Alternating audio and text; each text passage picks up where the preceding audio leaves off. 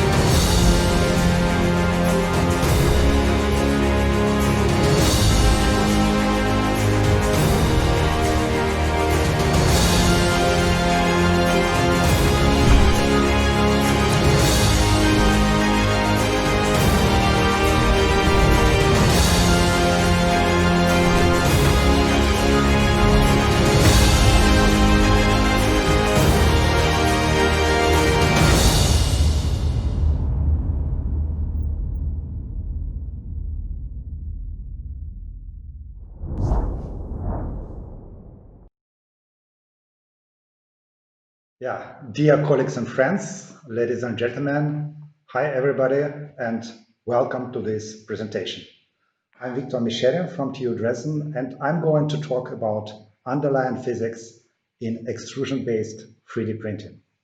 Indeed, we need to understand underlying physics behind individual production steps for the purposeful design and optimization of 3D concrete printing systems, as well as for the efficient and robust control of additive manufacturing processes.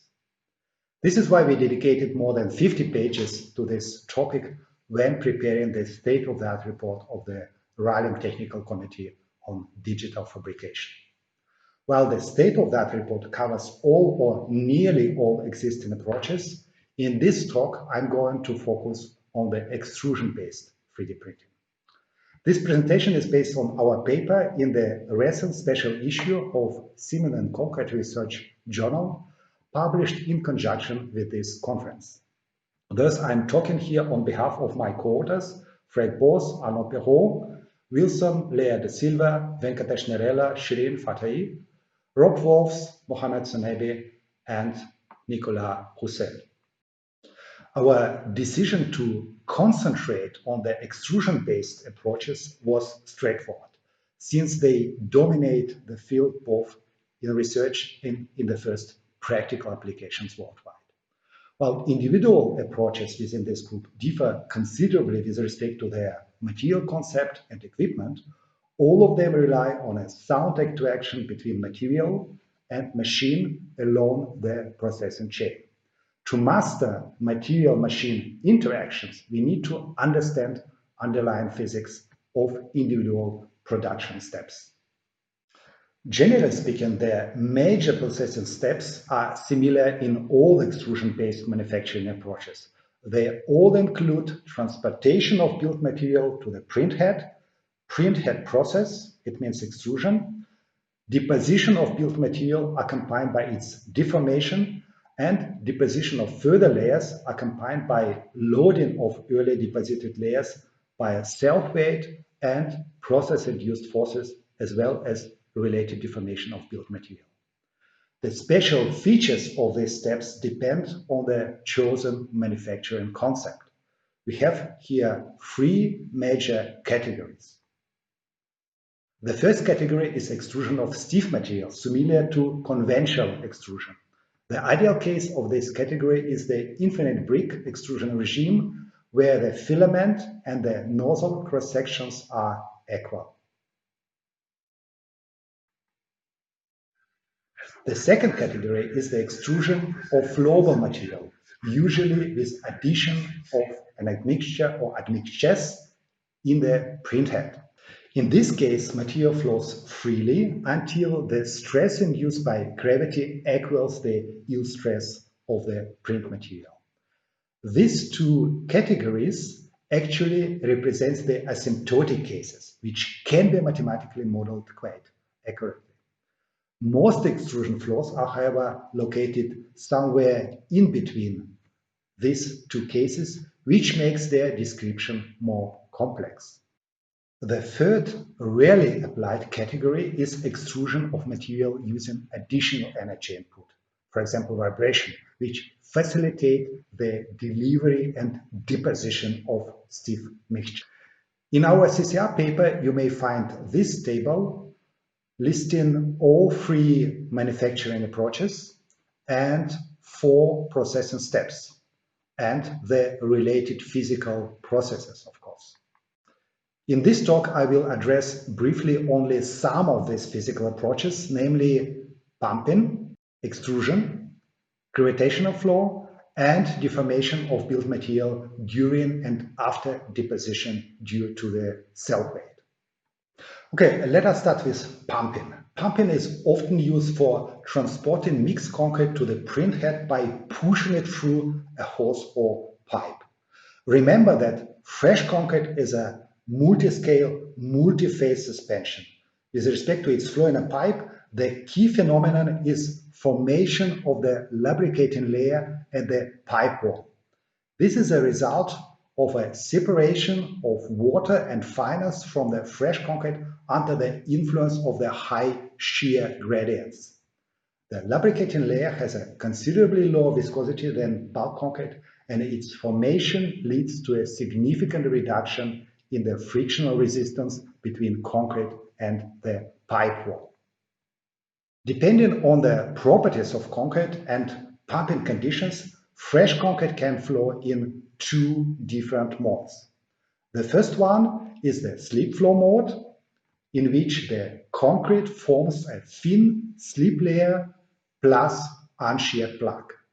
The corresponding analytical model introduced by Kaplan and his colleagues enables to predict concrete pumping pressure as a function of flow rate using Bingham rheological parameters for lubricating layer and geometrical data for the pipeline. The viscosity and yield stress parameters of lubricating layer can be experimentally estimated using tribometer setup. The second mode is the slip plus shear flow, which means that in between slip layer and unsheared block there's partially sheared bulk concrete. The formula suggested for this mode is consequently more complicated. It contains also Bingham parameters for bulk concrete, which can be determined using viscometer. The diagram on the left shows pumping pressure as a function of flow rate. The dashed lines are the prediction using the presented analytical formula and experimentally determined rheological parameters, and the full-scale measurements in a pipeline provided the solid lines. The prediction is sufficiently accurate for practical use. It's worth noting that with increasing flow rate, the viscosity parameters begins clearly dominate the pressure. Numerical simulation offers additional insights into specifics of the concrete flow in a pipe or hose. In this case, computational fluid dynamics did really a good job. The simulation shows, for example, clearly the effect of the pipe geometry for a given flow rate. A reduction of the pipe diameter by 20% causes a pronounced increase in velocity and change in the proportion between the sheared material and the unsheared plug. Let me end this part of the presentation by stating the research needs. First, the accurate quantification of the rheological properties has proven challenging, specifically for high yield stress printable concretes. Thus, further efforts are required. Numerical models can help in understanding slip-induced particle migration during pumping and characteristic of lubricating layer, as well as predicting pumping pressures. However, the existing models are not really good enough. Fluid-solid numerical models coupled with the modeling of time and shear-dependent variations of pumping characteristics are yet to be developed. Finally, we need to learn more about the effect of the pumping process on the rheology of concrete and to develop inline rheology monitoring tools. Let us proceed with the extrusion step, where the material is forced through a nozzle reduction. In the context of additive manufacturing, the discharge of fresh concrete through the nozzle opening must occur exactly at the specified rate in volume per time unit, and possibly also with low energy consumption. In the case if extrudate's flow rate is not accurately synchronized with the velocity of the print head, the printed structure will not be continuous or coherent. You see here two negative examples. Besides synchronization, the rheological properties of the printed concrete play a key role in extrudability, leading to tearing or cracking of the filaments if not optimized. At the scale of a printed element, even minor extrusion errors may pile up to a considerable damage.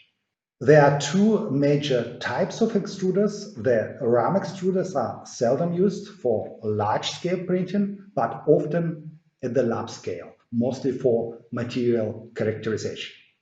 The ram extrusion flow can be divided into three parts: the flow in the extruder barrel, the flow in the die entry, and in the die land. Each of these parts contributes to the total extrusion force according to these three formulas suggested by Perot and co-workers. The formulas consider geometrical parameters of the extruder, rheological parameters concrete, and the flow rate. Screw extrusion is the most common extrusion technique. Material is continuously fed here into the extruder barrel, wherein the Archimedes screw conveys towards the die. In the process, fresh concrete or mortar is subjected to very different flow fields, shear histories, and pressures in comparison to those in a ram extruder. And unfortunately, as yet, we don't have formulas for estimating the force flow rate relationships. Indeed, even estimating the flow rate is challenging for such complex fluids as fresh concrete. This works best for progressive cavity pumps, which have been used in the context of concrete 3D printing in order to stabilize extrusion flow. You see here the corresponding formulas, which I will not further comment, to take the next step. It means to predict forces needed to convey fresh concrete in such extruder, and hopefully towards deriving adequate analytical formulas, we need numerical analysis, I believe. This is work in progress on this issue, where we use distinct element method for the simulation of concrete floor. The obvious benefit of the numerical analysis is that we can easily analyze the floor in complex geometries and identify the local problems. As yet, we succeeded to simulate various scenarios of both deficient and good synchronization of the material delivery and the printhead velocity. There are still many open questions related to extrusion. Some of them are listed here. Generally speaking, we need a solid scientific basis for designing printheads. A central goal is to estimate and control the extrusion flow rate for various extrusion systems and die geometries based on the rheological and tribological behavior of fresh concrete. Finally, adequate numerical and analytical tools need to be developed to study velocity profiles and strain and stress fields within extruders of complex geometries. Now to gravity. Gravity plays an important role in various process steps. Here we first look at the situation during the material deposition. Indeed, this is a competition between the force of gravity and the material strength. In rheological terms, it is yield stress. The flow occurs when the product of the material density, acceleration of gravity, and height of the deposited layer is higher than the yield stress. The flow leads to a decrease in the layer's height until the equilibrium is reached and the flow then stops. The gravitational force increases with the deposition of every further layer. This eventually leads to material failure by plastic yielding or stability failure due to buckling. When considering the material failure, we must bear in mind that the static yield stress increases with time in resting concrete. This increase in material resistance can be traced back to interparticle forces and early cement hydration. The two most popular models used for describing the development of the yield stress are the linear model by Roussel and the exponential model by Perron. Note that the experimental determination of the static yield stress requires specific testing procedures different of the usual rotational rheometry. Anyway, based on this formula, the process parameters of digital manufacturing can be optimized. For example, the minimum time to print a layer can be determined here using Van Mises' failure criterion and the conservative linear model for the structural build-up. While limiting the time interval downwards is intended to prevent the printed element from collapsing, limiting it upwards is also important for two reasons.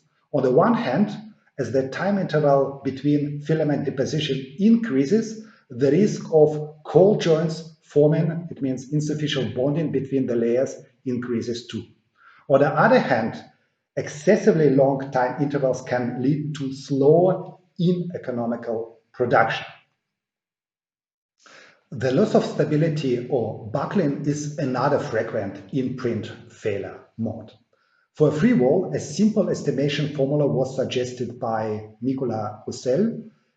For the structure to be stable, the modulus of elasticity has to remain higher than a critical value defined by the self-weight and slenderness of the wall. The development of Young modulus in time can be assessed by compression test as demonstrated by the organizers of this conference. A more sophisticated set of design formulas and graphs was developed by Ake Suke, who has an invited lecture at this conference on this particular topic. The diagram shows his predictions for free wall and simple supported wall. Another possibility to analyze the stability failure specifically for geometrically complex cases is by using numerical simulation, for example, finite element method. This was first demonstrated by Rob Wolfs and his colleagues. Many aspects surrounding in-print failures are still unclear. Globally, three topics seem to be particularly in need of research. First, little is known about the actual loads acting on in-print objects. For example, kinematic pressures, support materials, or eccentricities are hardly considered. Second, appropriate failure criteria are still to be established, and a range of benchmark prints geometries need to be developed for comparative studies. For example, if you want to consider multi-axial stress states with respect to material failure, considerably more sophisticated analysis and experimental procedures are required. Finally, transitionary characteristics of print mortars and concrete should be more comprehensively studied. Current buildability models only consider properties such as strength and models of elasticity as a function of time. It is, however, likely that such developments are a function of multiple parameters, the most obvious of which is temperature. Let me conclude this presentation with an optimistic statement. Yes, fortunately, underlying physics are relatively well understood for most processes of extrusion-based 3D concrete printing already. This understanding can and should be utilized for the purposeful development of printable materials, for engineering design of structural elements for in-print conditions, for optimizing process regimes, and for process control. However, further research is needed to develop more reliable tools for quantitative process analysis and for predictions. This is a challenging task, since we have a complexity of flow regimes and patterns in various production steps here, and due to time and sheer history-dependent behavior of cement-based materials. Furthermore, it's absolutely essential to establish adequate testing techniques for quantification of key material parameters.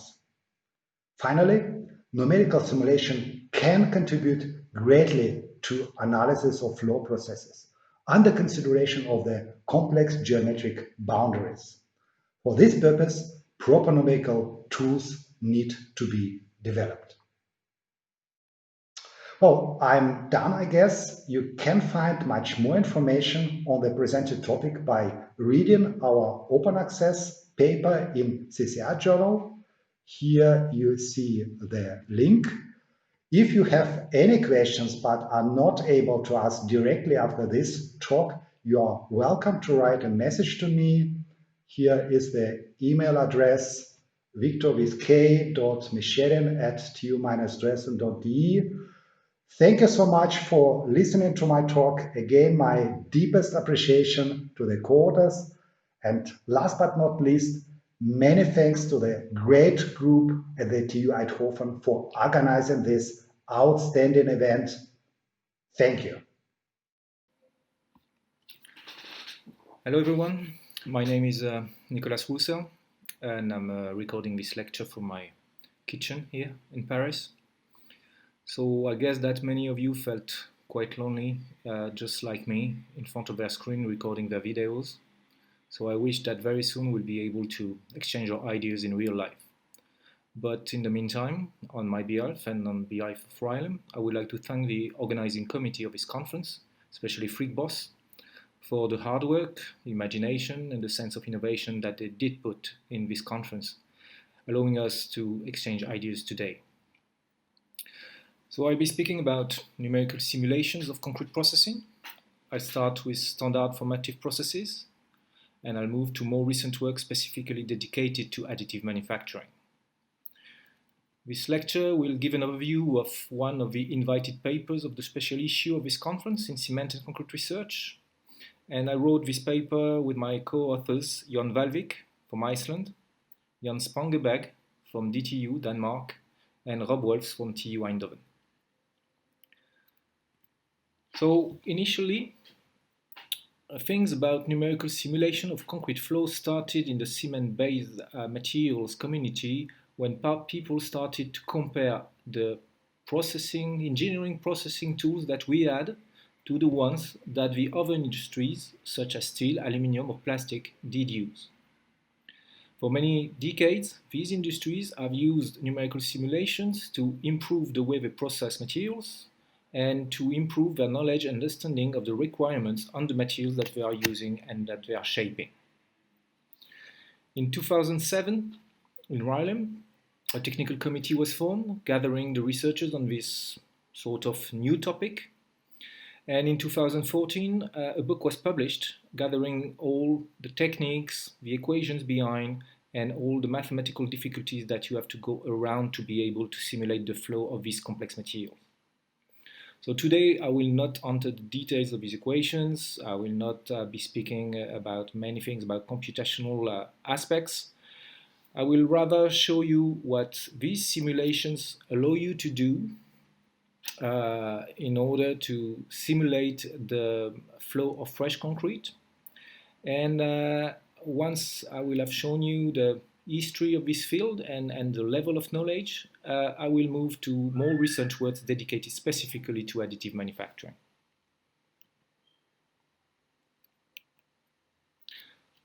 So let's have a look at the scientific frame. The materials we want to shape are yield stress fluids, so it means that we apply a stress to this material. If the stress is higher than a critical value called the yield stress, the material will flow. If it is lower, then the material will not flow or will stop flowing. In parallel, these materials are thixotropic or aging, so they change, their behavior changes with time. It is either reversible, and it's thixotropy, or it is non-reversible, and it's called aging or workability loss. On the other hand, these materials are granular materials. Most materials in nature or industry are made of elementary components. The specificity of cement-based products is that the elementary components have a size that is not that small compared to the objects we're trying to produce. For example, the maximum size of aggregates is around 1 or 2 centimeters, and we're producing beams or slabs that have typical sizes of the order of 20, 50 centimeters or even 1 meter. Well, compared to metal, to steel, to plastic, this is a ratio that forces us to consider the material as a granular material. We are moreover facing 3D flows, which is quite costly from a computational point of view. And by nature, these flows are transient. We are filling molds. We are producing objects that initially did not exist. And from a numerical point of view, we are facing a difficulty because we are facing free surface flows, which means that we are facing boundary conditions that are moving with time, which is quite tricky to solve from a numerical point of view. And finally, although we are producing shapes that are quite simple, globally, rectangular shape, like slabs or walls, they are filled with steel bars, and the resulting geometry is quite complex, which forces us to do some rather complex and time-consuming meshes as well. So the first question that the people started to try to answer was, are there any flow prediction tools that are suitable for fresh concrete flow? Well, 2 families of techniques have been identified as suitable. On one hand, you have a variety of techniques belonging to the field of computational fluid mechanics, so mostly non-Newtonian fluid mechanics. And these techniques assume that the material can be considered as a unique fluid with a rather complex, more or less complex behavior law, and the presence of particles is neglected. On the other hand, some people are using some distinct element methods, using specifically particles with rather complex interactions to mimic the behavior of concrete. And what people did with this technique is that they started by simulating a benchmark flow, a very obvious typical flow. And this flow, of course, was the slump test. And many people did applied their numerical techniques to this flow typology in order to test their numerical simulations. One of the first results of this technical committee was to prove that no matter the technique you're using, you obtain the same result. And more important, you obtain the theoretical analytical result. So it means that these techniques are not only black boxes providing some very beautiful and colorful images or videos, but they are able to really predict the flow of the material and can be compared in between. Progressively, the complexity of what people were able to do increased, and people started to simulate some channel flow.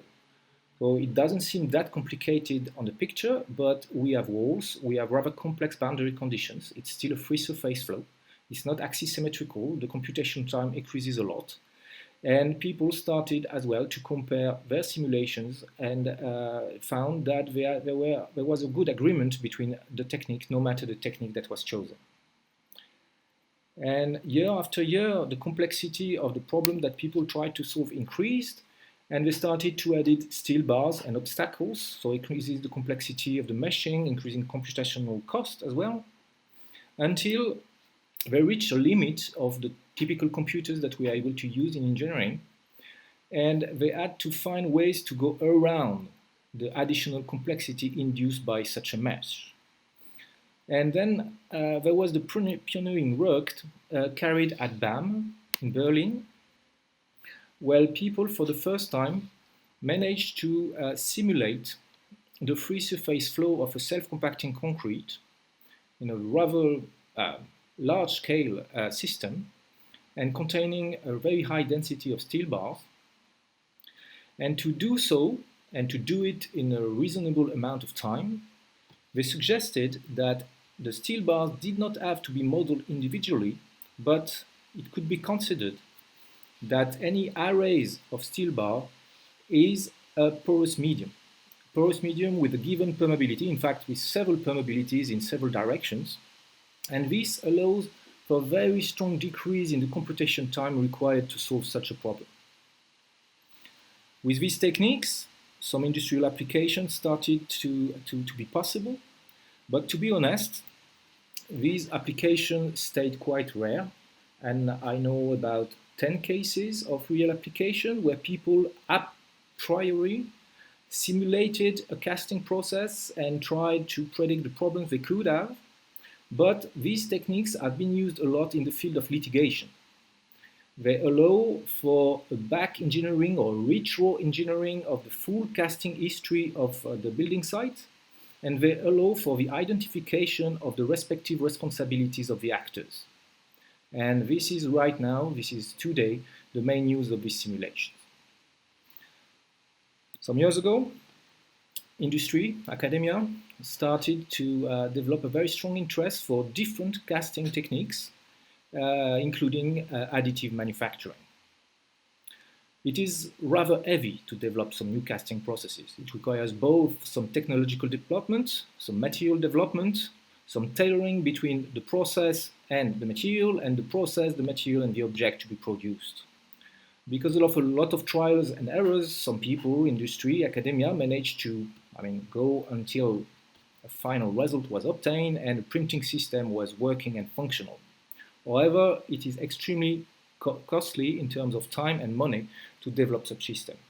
So people started to wonder if numerical simulations could not be extremely helpful to explore, a priori, once again, the space available in terms of design, in terms of printing technology, in terms of material and objects to be printed on a computer before moving to the lab or to the factory. Here I'm going to speak mostly about extrusion-based additive manufacturing. You can find in literature a couple papers about other techniques, but they are quite rare. And I'm going to start from where we stopped last time when we met in Zurich in 2018. And I think, considering the literature that came out after, there is a sort of agreement that when we speak about extrusion-based additive manufacturing, we are speaking about systems that are bounded by two asymptotic regimes. On one end, you have the free flow deposit system. This happens for low yield stress material or large width over thickness ratio for the filament. And in this case, the material totally forgets about the shape of the nozzle, about the flow history. It spreads until yield stress prevents gravity from making the material flow further. On the other hand, we have the other regime, very different, for high yield stresses or low width over thickness ratio, in which the material keeps the shape of the nozzle itself and is not expected to deform. Well, since 2018, it has been shown that these are only asymptotic regimes. In fact, in reality, it never happens. We are always somewhere between these two asymptotic cases, and it means that the first order approaches we had to predict the filament geometry cannot really be applied in practice. So what people started to do is to use numerical simulation to predict and in a way control the filament geometry. So I'm going to show you here some results, but I know that some other results are about to be published, but I'm waiting for these results to be really in press to show them. So today that will be preliminary results from a group from Denmark, where they showed that numerical simulation allowed them to produce the cross-sections of the filament, and that in this case it is quite different from the theoretical expected one, which would be the one you get if you had an infinite brick regime with the material keeping the exact shape of the nozzle. People started as well to simulate very specific features.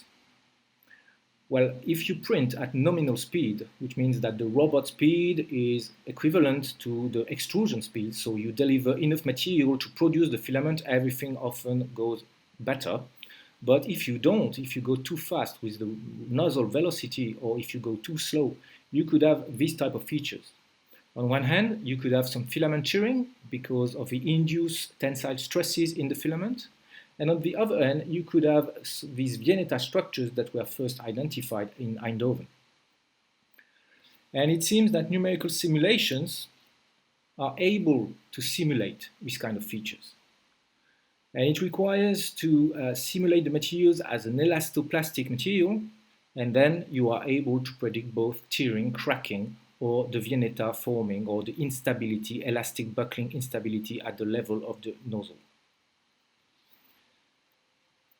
People started as well to study what happens in zones where the first order approach with the free flow deposit on one side and infinite bricks extrusion on the other side do not apply well. And these zones are curvature zones. In some zones, you can have some curvature-induced tensile stresses, because on the outer part of the curvature, you go faster than in the inner part, and this differential movement or placement creates some tensile stresses that can lead to some cracking. On the other hand, the very strong deceleration and acceleration that you have in this curvature zone for very strong angles, like 90 degrees here, or 30 degrees corner on this picture, can induce some inertia effects where you fully lose the control of the geometry of the filament. Some people started as well to study what happens when you have printed one layer and you start to print other layer over the material. It is now known and accepted that the yield stress in the first layer may increase and be able to resist to the stress generated by the other layers above. But numerical simulation allows you to compute the deformation with time of the layers, one by one. And it allows as well to find the way that these filaments, if you try to produce a bulk structure, are going to be deformed by gravity and by their own weight. And it allows you to predict the final porosity of element, which is expected to scale with the mechanical strength. That is very interesting, for example, for microprinting, for when you print very small filament to produce very strong elements, small ones. Finally, I think we all agree now that there are two modes of failure for printing elements. On one side, on the right, for example, you have the plastic collapse when the yield stress of the first layer is not sufficient to resist to the weight of all the above layers. And you have the elastic buckling of the left that was identified first by the group of Eindhoven in 2018 as a mode of failure. And this is a purely elastic failure.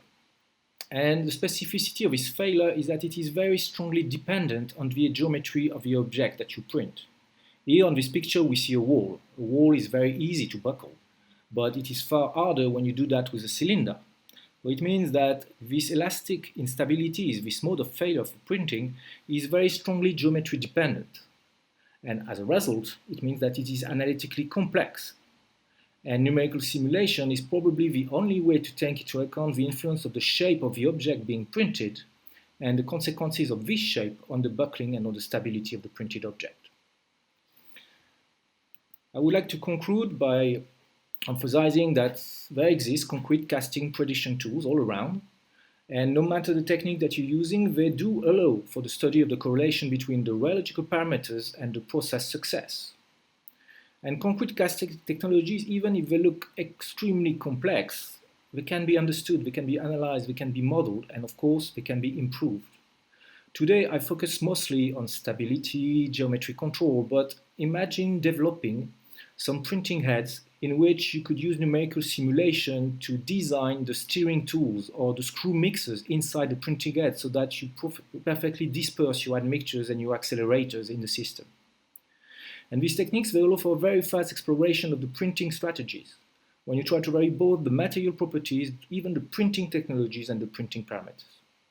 And with this, I would like to thank you for your attention. Ladies and gentlemen, welcome at my presentation, which is titled Elastic Buckling and Plastic Collapse During 3D Concrete Printing.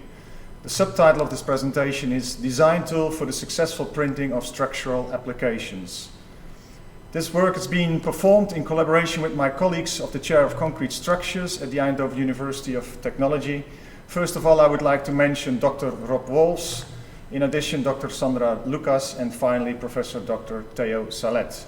My name is Akke Suiker. I'm a full professor in the Chair of Applied Mechanics at the University of Eindhoven.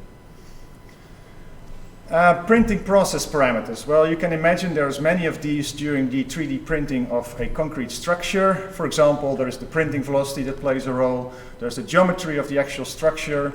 There is the curing characteristics of the printing material, which determine how fast the hardening of the material goes as a function of time. We have strength and stiffness variations because due to this hardening process, the stiffness and strength at the bottom of the structure are higher than at the top of the structure. We have the influence by imperfections because layers are not always put ideally on top of each other. And then finally we have the loading itself, which is a dead weight loading, which happens uniformly across the height of the structure. All these aspects need to be taken into account for the 3D printing of a concrete structure. And this currently happens by means of trial and error. And this is very time consuming, obviously. So what is required is mechanistic modeling, such that you can come up in advance with adequate predictions of what the optimal printing process parameters are. In this way, you can minimize the amount of material required for maintaining the strength and stability of the structure, such that the structure does not fail during the printing process. And also you can optimize the printing time, which saves time and money. The model that I will talk about is a model that considers structural failure during 3D printing, and there are two types of mechanisms. So first of all, we have elastic buckling, which is a stability mechanism which tells you that at some stage during the printing process, the structure will move laterally and it will fall down, essentially. And the other mechanism that I will consider is plastic collapse, which is a strength mechanism, and that can be reached when the stress as a result of the dead weight loading reaches the yield strength, and that happens firstly at the bottom of the structure because that's where the stress is maximal. This model has been developed 2 years ago, and the paper got published in a journal called International Journal of Mechanical Sciences. And when it came out, it was picked up by my university. A press release came out. So the work got quite some exposure as a result of this press release. It was put on the university website, and as a result of that, also other websites across the world picked up on this work, and so therefore it's been advertised quite well. I will explain the model step by step. So I will first discuss elastic buckling, then I will go into plastic collapse, the other mechanism, and then I will show you how the model can be used for the prediction and optimization of 3D printing processes. So elastic buckling, the essence of the model is that the equations have been reduced to a one-dimensional formulation. So here in the picture you see a 1D frame of reference. So the coordinate goes in the vertical direction, and the printing occurs layer by layer, and at some stage you have reached a printed wall of a length L. An important parameter that has been used in the model formulation is the time derivative of this length L dot, as you can see here in the expression, which depends on the material volume discharged per unit time as coming out from the printing nozzle, which is denoted by Q. It depends on the velocity of the printing nozzle itself, the horizontal velocity, and it also depends on the period that is required for printing an individual layer. And then an essential ingredient of the model is the formulation itself, which is based on an Eulerian coordinate. And this coordinate is connected to the printing nozzle, as you can see in the sketch. That makes it possible to derive the equations in a very elegant and natural fashion, such that all the features that you would like to predict and expect during a printing process come out in a sort of natural fashion. This Eulerian coordinate is related to a Lagrangian coordinate, which is indicated in the figure by lowercase x, and the two are connected by means of the equation that you see here, which says that capital X equals lowercase x minus the length of the printed wall L. And L, of course, is nothing more than the printing velocity L dot times the time that is required for the printing process, which is indicated here by T.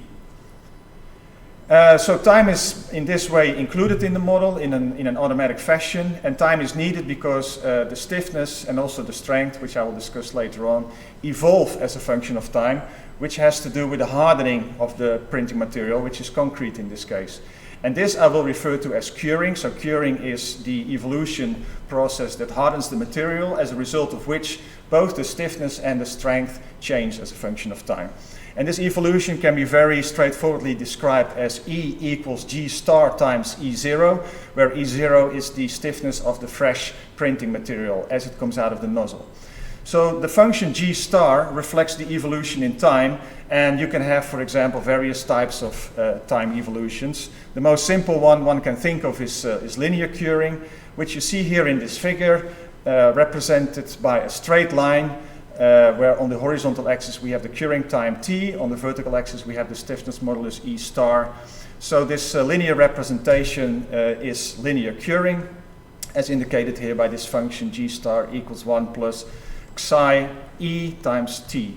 And xi E is the curing rate, so this parameter has been indicated as the curing rate, and the subindex E refers to elastic, so it's the elastic parameter, it's the elastic stiffness that evolves, and the superscript L refers to linear.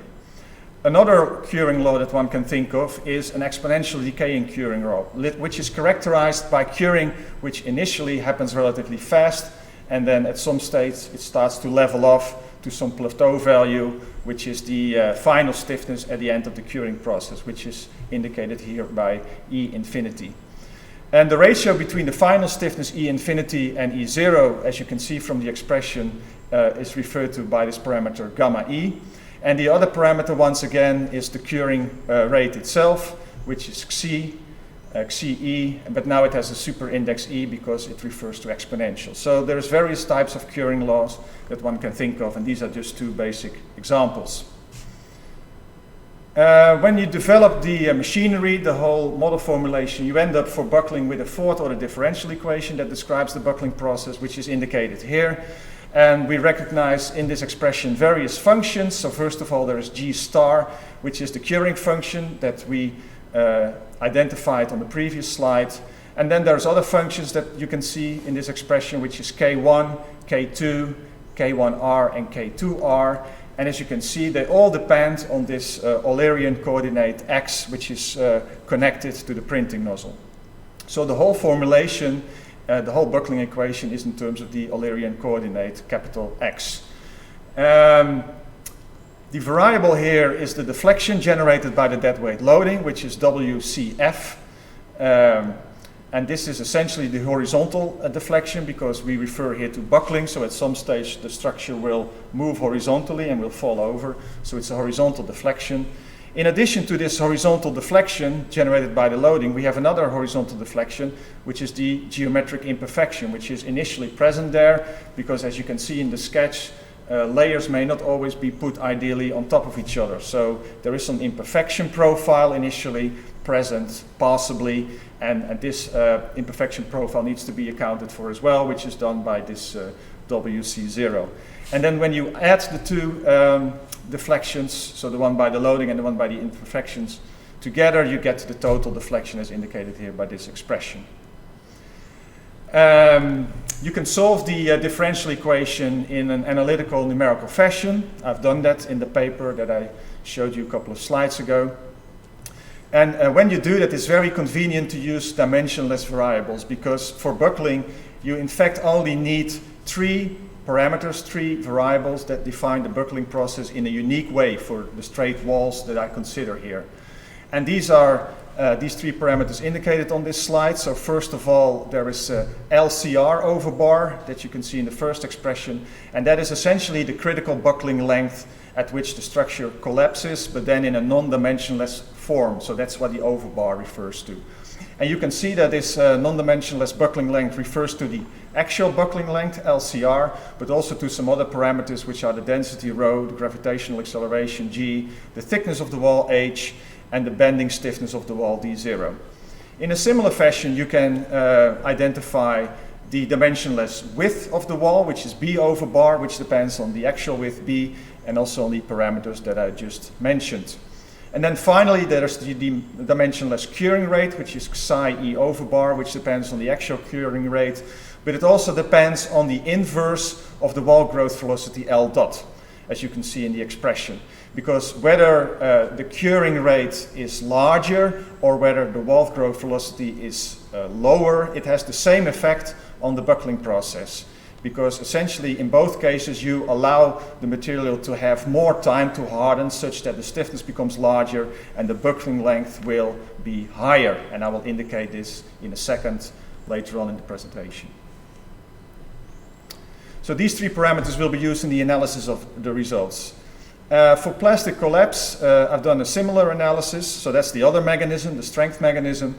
And there you need to consider whether the stress at the bottom of the 3D printed structure, which is where the stress is maximal due to the dead weight, reaches the yield strength sigma p. This is the basic expression that reflects that critical behavior.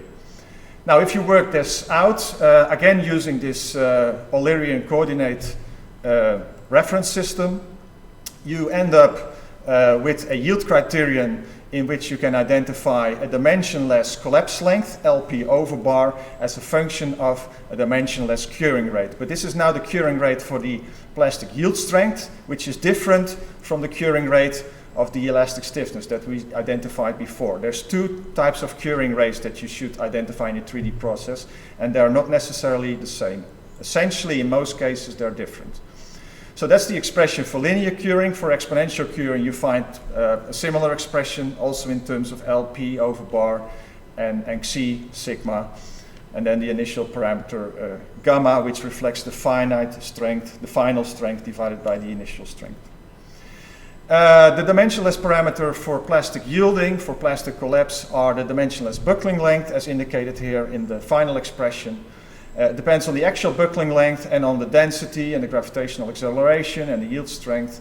And the other dimensionless parameter that you can use for uniquely defining, uniquely identifying plastic collapse is the dimensionless curing rate psi over bar, the second equation, which depends on the actual curing rate.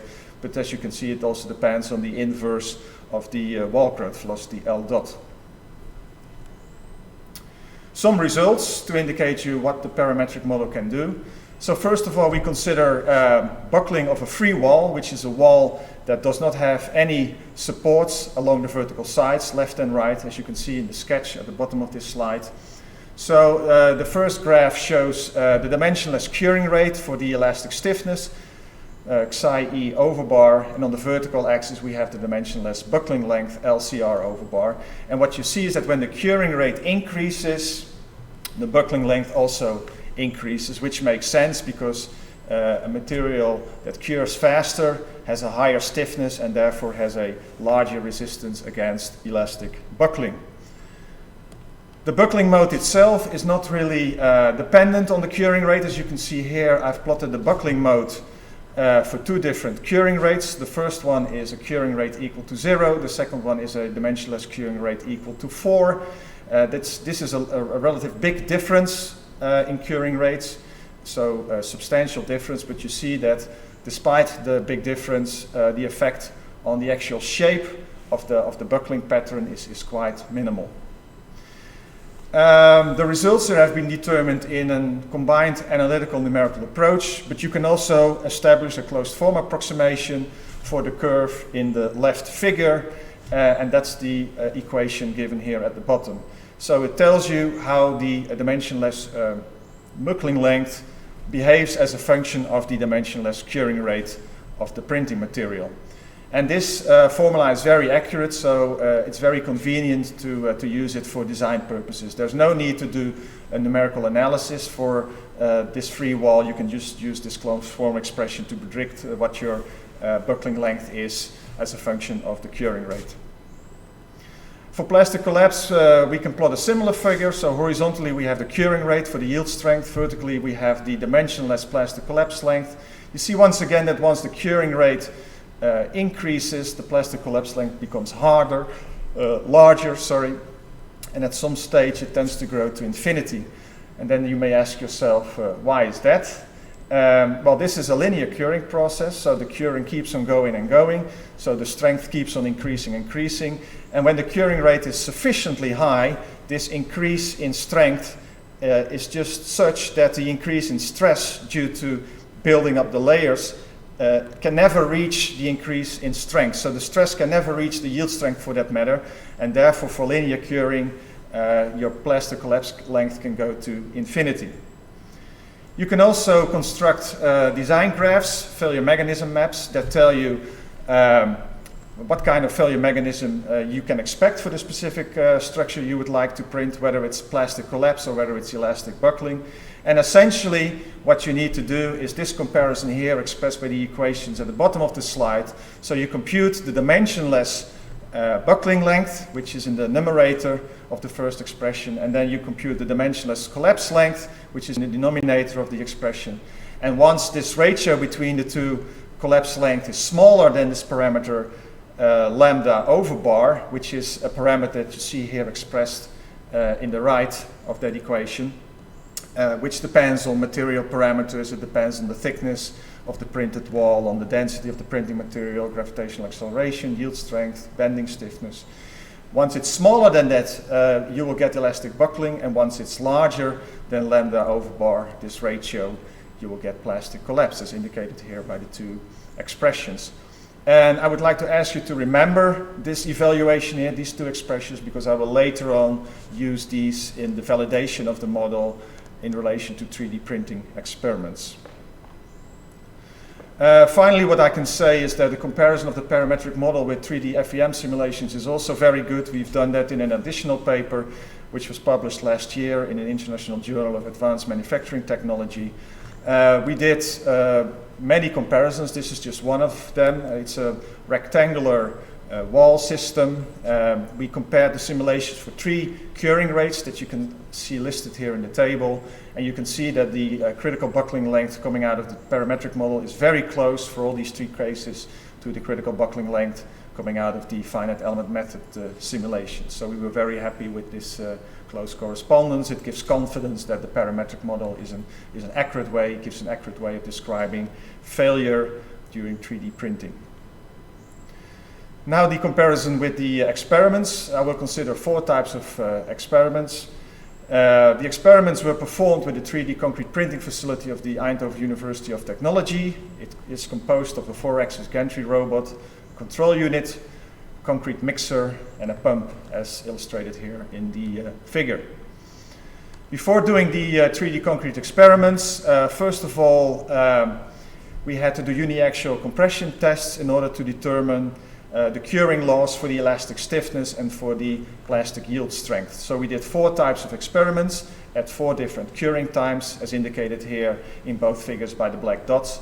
And it turns out that both for the evolution of the elastic stiffness as a function of time and for the evolution of the plastic yield strength, as a function of time, we could do with a linear curing law, which gives, as you can see here, illustrated in the figure, a very close correspondence with the experimental results. So that's what we used. We assumed in a parametric model a linear curing law. The first experiment refers to a square wall layout. The width of the sides of the wall is 250 millimeters in this case. And I would like to know from the parametric model, do I have plastic collapse or do I have elastic buckling? And as you can remember from the previous, one of the previous slides, you can determine the failure mechanism by looking at the ratio between the dimensionless critical length for elastic buckling, dividing it by the plastic collapse length, and then evaluate it against this parameter lambda over bar, which turns out to be larger. This ratio of failure lengths is larger than lambda over bar, and then the model tells you you should expect plastic collapse, which is indeed what we found in the experiment. For this configuration, the structure plastically collapsed at some stage vertically as a plum pudding, so to speak. And in the experiments, it was found that it happened after 23 layers of printing. The model says it's 21 layers if you use the initial layer height of 9.5 millimeters, but it turns out that during the printing process, plastic deformations occur such that the actual layer height is somewhat smaller than the initial layer height, and when you compensate for this effect, you take into account these plastic deformations arising during the printing process. The model predicts that failure occurs at 23 layers, which is exactly the same as for the experiments, so we were very happy with that.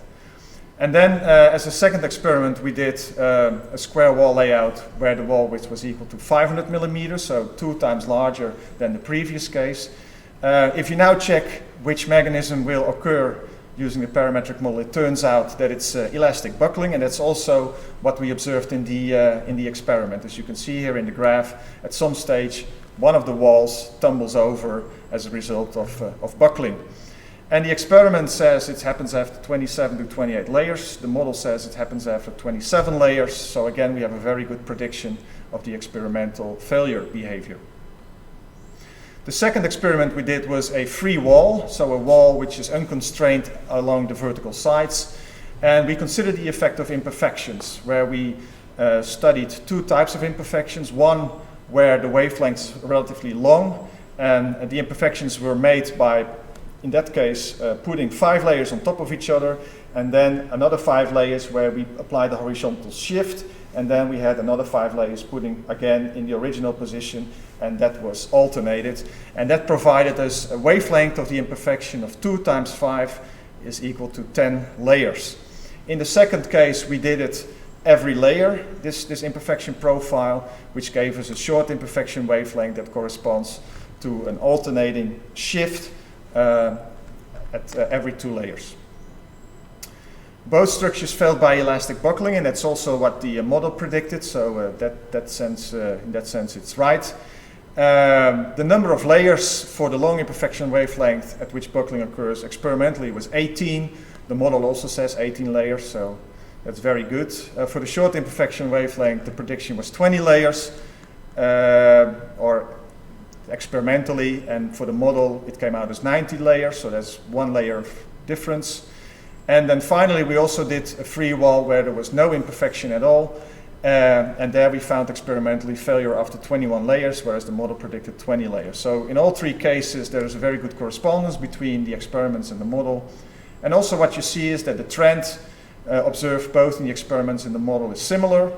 So the longer the wavelength of the imperfection, the fewer the number of layers at which elastic buckling occurs. Although I should say here that despite that the imperfection is quite substantial, the difference in terms of number of layers at which failure occurs is relatively small, actually quite minor if you consider the 3 individual experiments. The third experiment related to the wall growth velocity, or if you like, the curing rate, because these 2 are identical. We did a free wall experiment, and we considered 3 different widths. So one where the width was 1 meter, one where it was 2.5 meters, and one where it was 5 meters.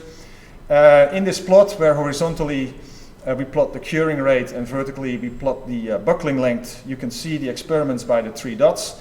And we compare that with the parametric model, where we use the closed form expression that I showed you on one of the previous slides.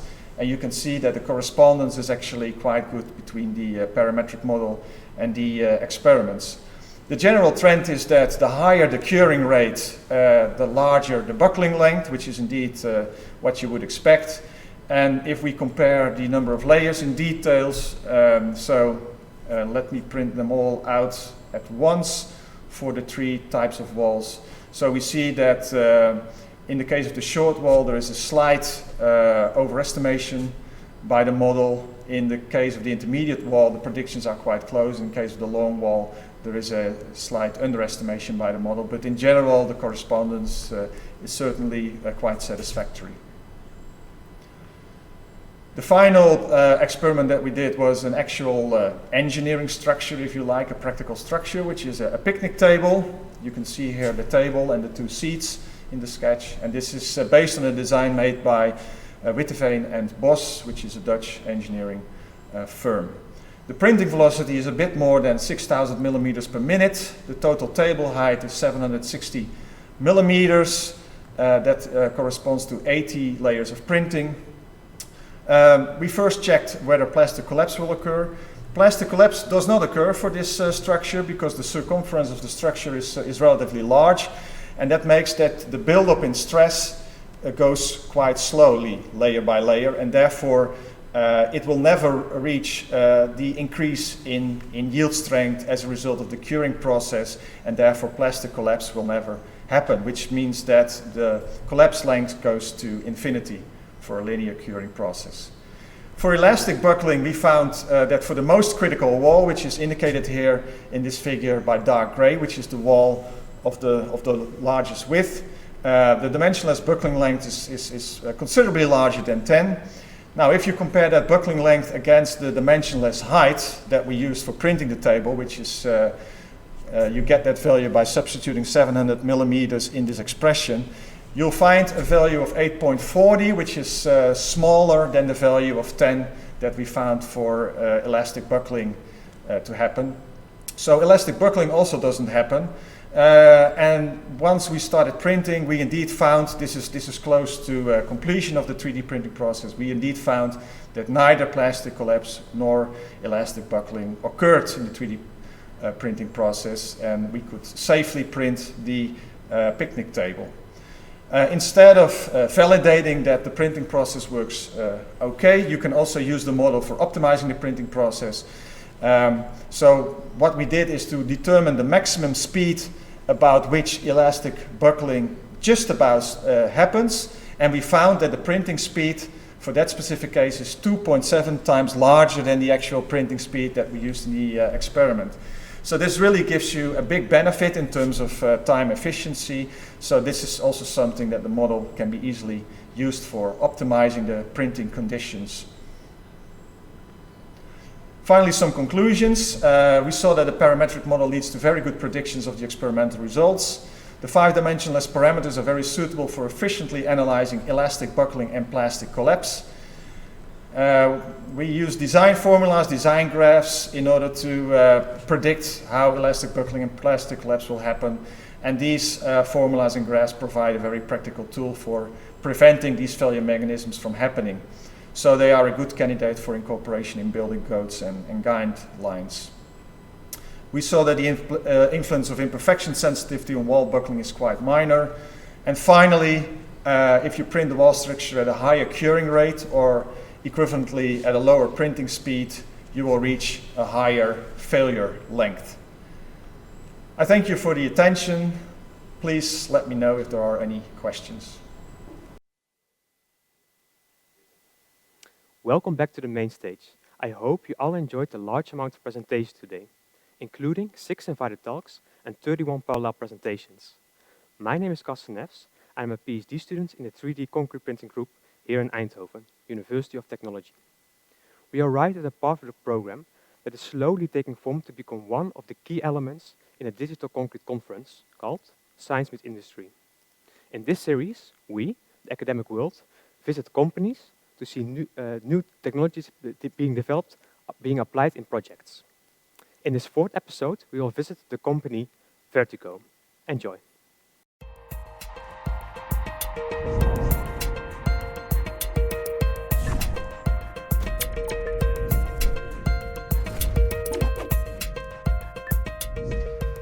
Welcome at Eindhoven University of Technology. Normally this campus would be crowded with 15,000 students, but due to COVID-19, unfortunately, it's empty. And it's the reason that we cannot meet in person here at our campus, which is a pity, of course. At Eindhoven University of Technology, we develop new technology related to the issue matter of digital concrete. Sometimes in isolation, like fundamental research, but mostly here in this region, closely related to the industry. Eventually, all the knowledge that we develop should end up with the industry for reasons of sustainability, higher construction productivity, and a larger degree of freedom in architectural design. Today, we are going to visit a young entrepreneur here in this region. The company is called Vertico.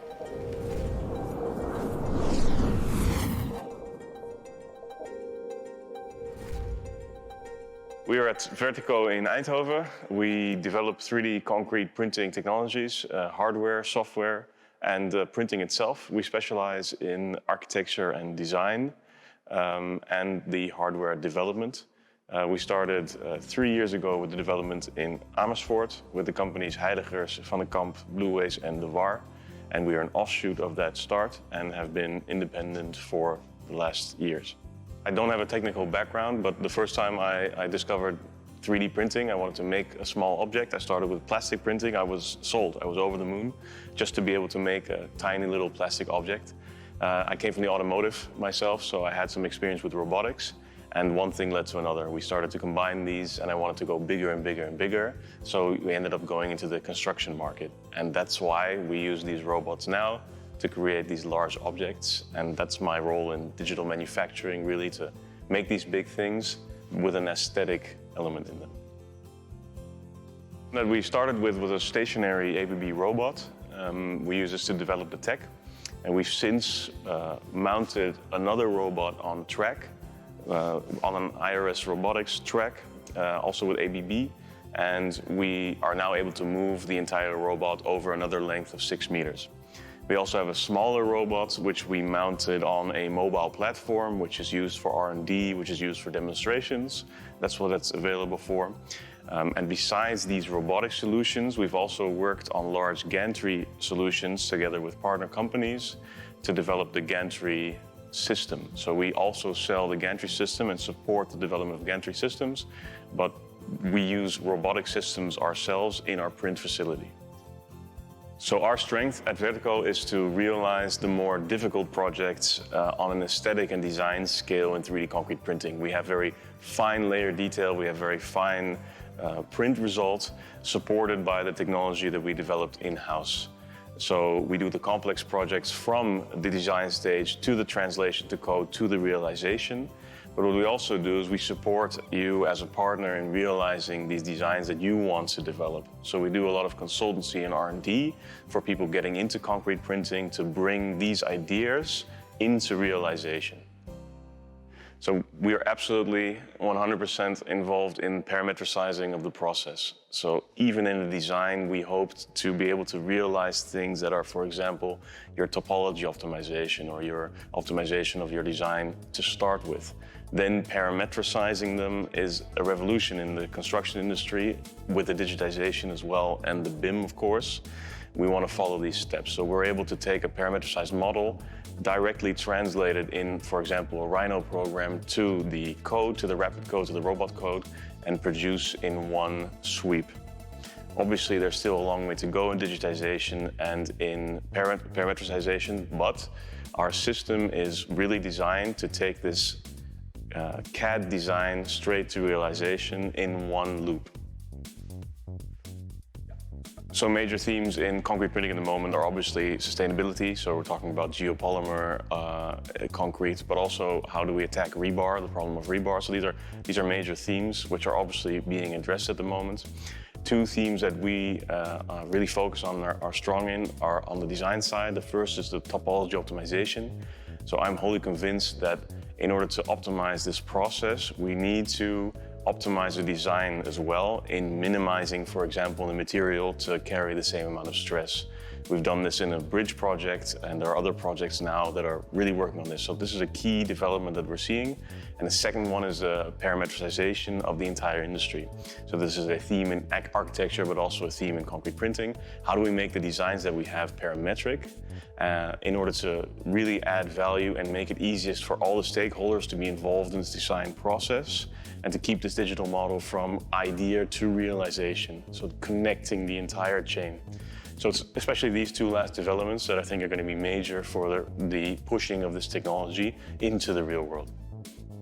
So there's a big discussion, obviously, in concrete printing. Do you print in-house or do you print on the job site? And there's a lot of demands in the market now for solutions on-site, to do high-rises, to do building projects, understandable. The big advantage of printing indoors is obviously climate control and control of other factors. So in my opinion, we're still in an R&D phase of this technology in which we need to be indoor to develop the technology to a level that it's safe and that the quality is such that we can bring it to the building site. And then there are other problems to solve. But for the time being, we need to start focusing in-house to develop to the right level. We've currently realized 8 projects. For example, we did a topology optimized bridge with the University of Ghent. But we also did some columns, aesthetically interesting columns that we did for the Dutch Design Week with the TU Eindhoven. We are currently developing a house, but I can't say too much about that right now. And one of the projects that's been realized in Enschede with Saxion is a Voronoi wall, which is a wall with relatively simple concrete printed structures, but designed and stacked in such a way that it becomes a very interesting element. It's been realized inside the garden of a facility, so it's a garden wall of stacked concrete elements. Using the parametric model to make this design resulted in great advantages. So the design was fully made in Rhino and Grasshopper by the designers from Saxion, and this resulted in an excellent use case also for this parametric modeling. What happened is when the final building was built, the wall on one side was 1 meter longer and on the other side 1 meter shorter, which meant the design had to change. And this was a very quick change we could make in the model, which then made all these different sections change their shape slightly, but the code could be immediately generated. So the change management, the throughput time of the change was extremely short. This is an excellent example of how you can speed up the process with parametric design. Then we made these small elements specifically so they would fit on a pallet. These pallets could easily be stacked, put on transport, and brought to location. So this is an example of how to make your life easy in realizing a concrete printing design. Finally, the realization of stacking these elements was partly done by adding grout between the elements and partly done by anchoring them into the wall. So it's these small strategies you can use to make such a project flow much better. In these projects, it's never just one company that realizes them. It's always a consortium or different partners working together. In the process in Enschede, it was, for example, the Saxion Hogeschool, so the university, but also a construction company and ourselves. And usually these projects are realized with the support of the government. So if you're lucky enough to have a good innovation climate facilitated by the government, it is absolutely a place to start in order to get your project running. So definitely build on the subsidies or on the project that are possible in EU or worldwide in your local governments, and then connect, for example, a construction partner, a design partner, and a concrete printing partner to realize these designs. One of the reasons that concrete printing is going to become huge is because there are some very basic economic principles at play. First of all, the added value per worker in the construction industry has not been increasing over the last decades. Using machines like this to automate will improve the added value per worker in the industry. This is crucial. The same thing then applies for safety conditions that will be improved in the sense that we can use these machines to do the more hard labor. So these things are economic principles that are important to keep in mind in the future. What we see happening is that these techniques can be applied to make different things. So housing, are we going to be able to print houses in the future? It's not what I'm focusing on. I know others are. Can we make serial production of housing? Is that really where we're going? Right now, 3D printing is used in all other industries to make unique products. And that's really where our focus is as well, with the added value is for 3D printing, not only in concrete, but in other industries.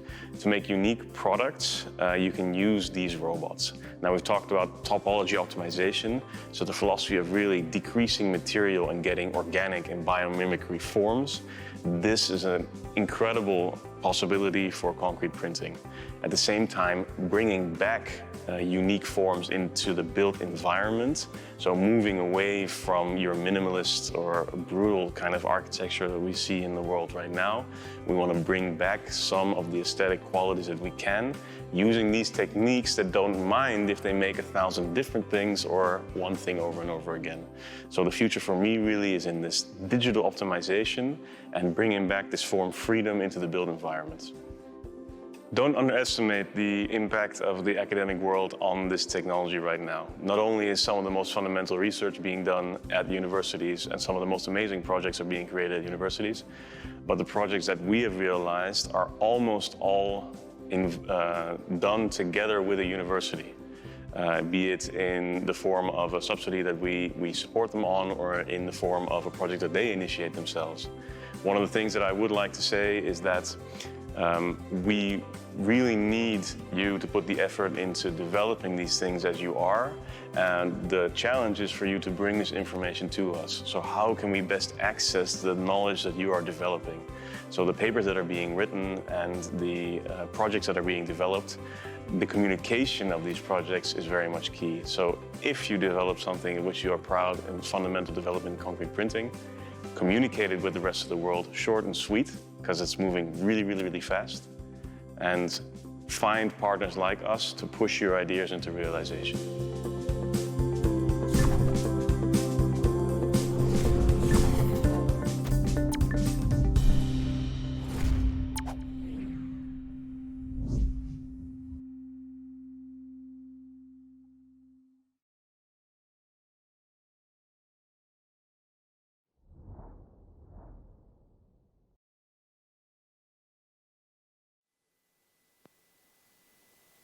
Welcome back.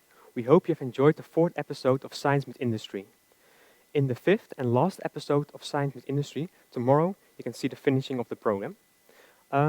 We had a full program today with many interesting presentations.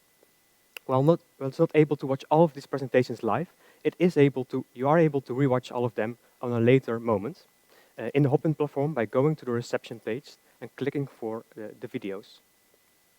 Now I would like to introduce 4 members of the scientific committee that I'm joined by to do the wrap-up session. First, Professor Victor Machterin, Dr. Ksenia Vasilic, Professor Richard Bushwell, and Dr. Timothy Wengler. Welcome all. I would like to give first the word to Victor Machterin to give us an update of what happened in room A. Yeah, thank you, Carsten. It was another amazing day at the conference, so really absolutely great. I was most of the time in the room A, and we had 2 sessions on mixed design binders and admixtures. Actually kind of a continuation of what we experienced yesterday, but of course with a number of really very interesting original presentations. We had some reports on low cement binders. We had some reports on ternary binder based on white Portland cement. We had a presentation on just add water geopolymer. So you see it's a wide range of options what we have now, and it's really amazing what kind of flexibility do we have in this system for additive technologies. Well, again, I would say just the examples. I mean, if we see what happens otherwise in the field, we have really a lot of interesting approaches, and I feel that it's a way to go to kind of explore the possibilities what we have in binders, and of course also in chemical admixtures. It was another topic also today, like accelerators, today presented in conjunction with shotcretin. Nanoclay is an additive which is often mentioned in presentation, and again we have here very interesting possibilities to affect the rheology in a fresh state. course, viscosity modified agents. What was also interesting to see that the effect on the rheology is different. So in one of the presentations, we saw that stress-strain relationships for concrete with nanoclay and for concrete with viscosity modified agents, they looked really differently. And this brings me to actually characterization techniques, which is another very, very interesting and very important subject, and which was addressed nearly in every presentation. And so we have here some real kind of mechanical testing, like this compression test in one of the presentations with stress-strain relationship, which is again a step forward, where we have not just information on the stresses, but also on the deformations. Of course, it's an issue of interpretation of such results, but the way to go is clear. But there were also interesting contribution on indirect test methods like fast speed penetration or ultra pulse velocity measurements, in situ testing, which is absolutely important for many applications. And finally, in some presentation, there were also a reference to standard tests like floor table test. And obviously, we can extract some useful information also from such simple tests. And I think they deserve attention, since we have kind of a link towards our industry north already. So again, wonderful day. Thank you very much, all the presenters. Great job. And I really look forward to tomorrow. Thank you. Thanks, Victor, for your comprehensive overview of what happened today in Room A. I would like to ask Xenia to give an overview of what happened in Room B today. Yeah, thank you for the introduction, and thank you for having me here today in this wrap-up session. Today I was in the Room B, where we had 3 CCR special issue invited talks, followed by 5 presentations on rheology, and finally 3 presentations in the structural engineering and reinforcement session. We saw a lot of great presentations with promising results, and had some interesting discussions in the chat, which worked really well. But for me, as someone who used to do fundamental research and now is working for the industry, was not only interesting to see all these promising results and complex models, but also was important to hear that some particular questions which are related to the practical application of this technology are raised. Some of them were raised in the keynote lecture by Harald Kloft, and there was a question concerning coexistence of the different technologies, as for instance, extrusion method, spraying concrete, particle bed printing, and I firmly believe that we have to work on finding the gaps and finding the particular application for each of these technologies, which can coexist, or each of them has really potential. In the rheology session, we saw that the rheology is, of course, the key issue or key word for printable concretes, and that many advanced models are being developed, trying to characterize material, its pumpability, fabrication layers, etc. We also saw that the numerical simulations are a promising tool for the 3D printing technologies and the only way to predict printing process. At this point, I would like to emphasize the importance of numerical simulations, because we have to think about prediction of the fresh behavior, topology optimization, process optimization, etc. And if you take a look in other industrial fields, we can see that the simulations are an inevitable part of any automated industrial process. And actually, it's not possible to optimize or to have this digital process without simulations. And finally, what was really also nice to see, it's the presentations showed that the people are actually thinking out of the box on many different levels. There have been works on, we saw some works on implementing some novel testing approaches, as for instance, combining rheometry and CT technology. People are thinking, we saw presentations about new materials like foam concrete, lightweight concrete, substitute materials for concrete, where the importance of sustainability was emphasized. And we also saw in the last session some very nice presentations about new reinforcement types and some new integration approaches, like for instance, layer penetration reinforcing method, digitally printed cages, the possibilities of textile reinforcement, which is, I think, very promising for the 3D printing technology.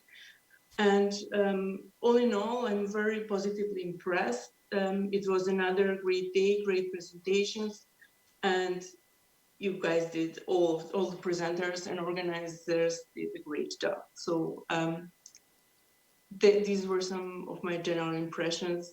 Thank you for listening. Thank you, Xena. I did agree there were quite a lot of good presentations today to watch in Room B, because I also watched a few of them today. But still, this was not all of the program, because we have still 2 rooms left to discuss about what also happened today. So I would like to ask Richard Bushwell to give an overview of what happened in Room C today. Hey, yeah, thank you very much. And I think, to echo the comments that we've already heard, really interesting day. I think a great range of presentations. I think for me, the online format is working really well, and great to see so many questions coming up in the chats as the presenters are sort of really getting into the meat of the conversation. So in the Room C, we had a range of topics. It was basically mechanical performance, applications, and case studies.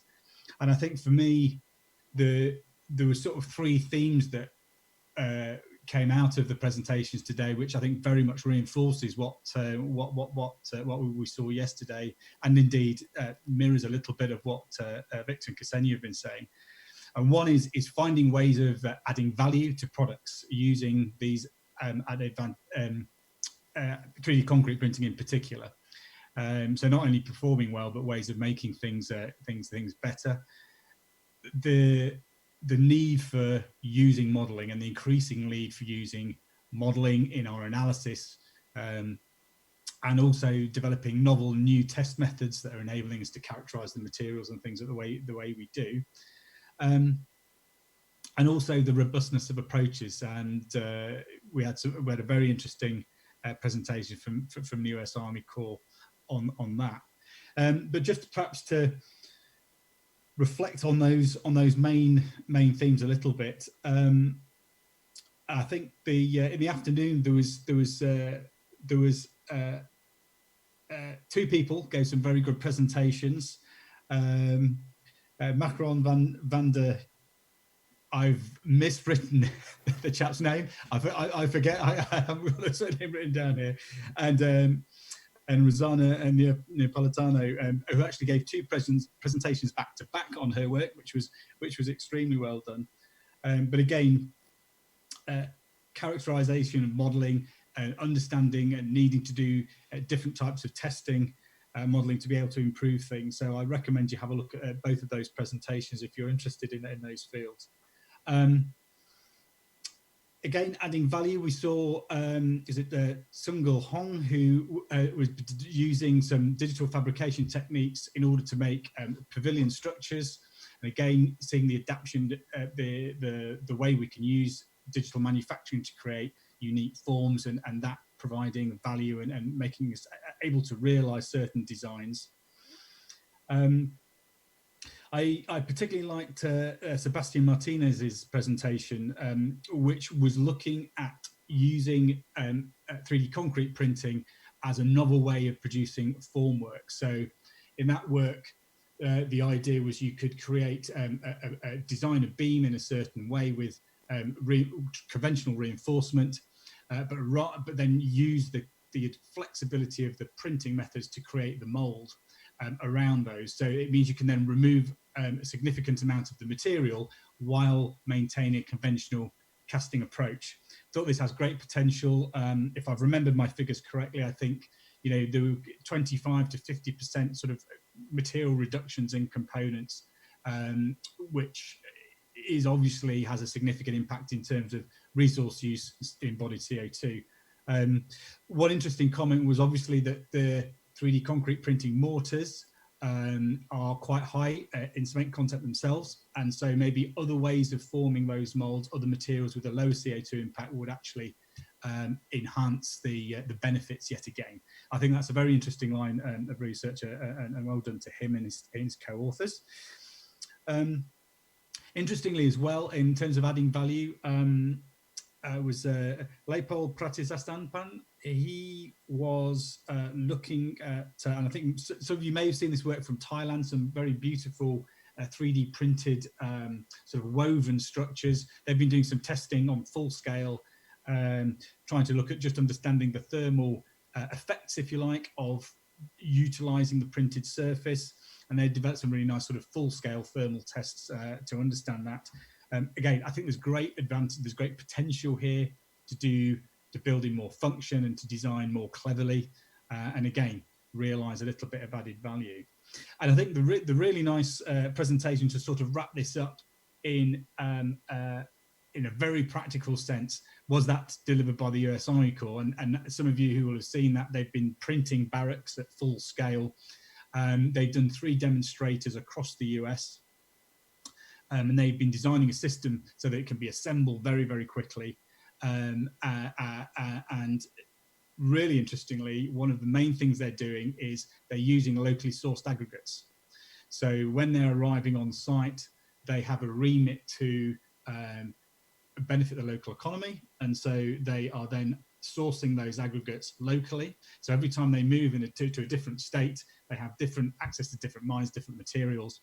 So when they're ordering in, they're finding that those aggregates are not are variable, and they're having to develop methods in allows them to use those aggregates for the concrete printing. So I think this is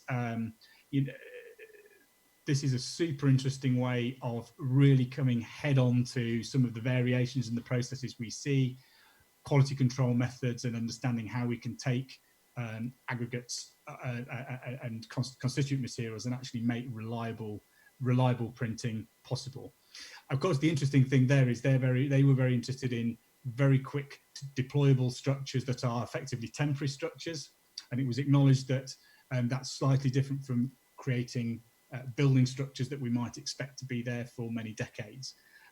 But really interesting to see the mobility and the flexibility of that process.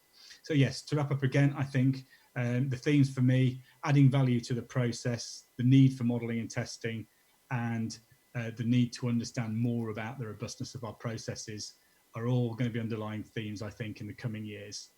So thank you very much. Thank you, Richard, for your comprehensive overview of what happened in Room C. I think there were indeed quite a lot of nice presentations, and I missed a few of them, so I'll definitely rewatch a few of those.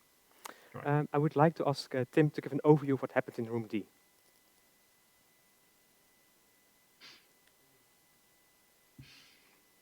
Sorry, let me unmute.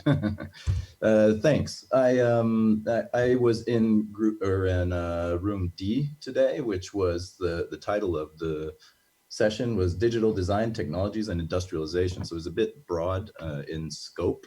And so I was looking for a common thread in the presentations. Very interesting presentations, all 8 of them.